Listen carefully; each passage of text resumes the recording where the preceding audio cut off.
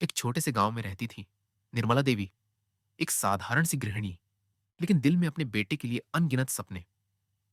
उनका जीवन संघर्षों से भरा था, पर उन्होंने कभी हार नहीं मानी। सुबह सूरज निकलने से पहले ही वे खेतों में काम करने निकल जाती, ताकि अपने बेटे की पढ़ाई का खर्च उठा सके। निर्मला देवी का बेटा रोहन बचपन से ही पढ़ाई में बहुत तेज था। उसकी मासूम आंखों में बड़े बड़े सपने थे। वह अक्सर पेड़ के नीचे बैठकर किताबें पढ़ता और सोचता, एक दिन मैं मां की जिंदगी बदल दूंगा। निर्मला देवी अपने बेटे के सपनों को पूरा करने के लिए दिन रात मेहनत करती।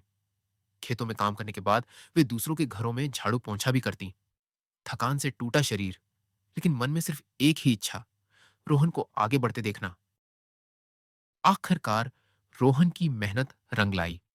उसे शहर के एक अच्छे कॉलेज में दाखिला मिल गया। ये मां बेटे दोनों के लिए खुशी का पल था। लेकिन निर्मला देवी के सामने अब एक नई चुनौती थी, कॉलेज की फीस जुटाने की।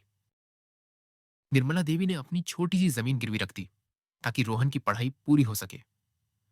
रोहन को यह बात बहुत दुख देती थी, पर उसकी मां हमेशा मुस्कुराकर कहती, ये सब तेरे भविष्य के लिए है बेटा। शहर की भीड़ में रहकर भी रोहन का मन अपनी मां के पास ही रहता। वह जब भी थकता, अपनी मां के संघर्ष को याद करता और खुद को संभाल लेता। उसे अब एहसास होने लगा था कि उसकी मां ने उसके लिए कितना त्याग किया है। 4 साल की कड़ी मेहनत के बाद रोहन ने अपनी पढ़ाई पूरी की और एक बड़ी कंपनी में नौकरी पाली। लेकिन उसके दिल में एक ही ख्वाहिश थी, अब मां को वो खुशी देना जिसकी वो हकदार थी। पहली सैलरी मिलते ही रोहन ने अपनी मां के लिए एक सुंदर सा घर खरीदा। उसने मां को शहर बुलाया और कहा, मां, ये घर अब हमारा है। निर्मला देवी की आंखों में खुशी के आंसू थे। उन्होंने कभी नहीं सोचा था कि उनका बेटा इतना बड़ा सपना पूरा करेगा। रोहन यहीं नहीं रुका। उसने वह जमीन भी वापस खरीद ली, जिसे उसकी मां ने गिरवी रखी थी। निर्मला देवी की आंखों में गर्व था। अब उनका बेटा उनकी मेहनत का असली मोल चुका रहा था। एक शाम, जब दोनों आंगन में साथ बैठे थे, निर्मला देवी बोली, रोहन, मैंने तेरे लिए जो किया वो मेरा कर्तव्य था, लेकिन तूने जो किया वो मेरे सपनों से भी बढ़कर है। रोहन मुस्कुराया और बोला, मां, जो कुछ भी मैं हूं वो आपकी वजह से हूं।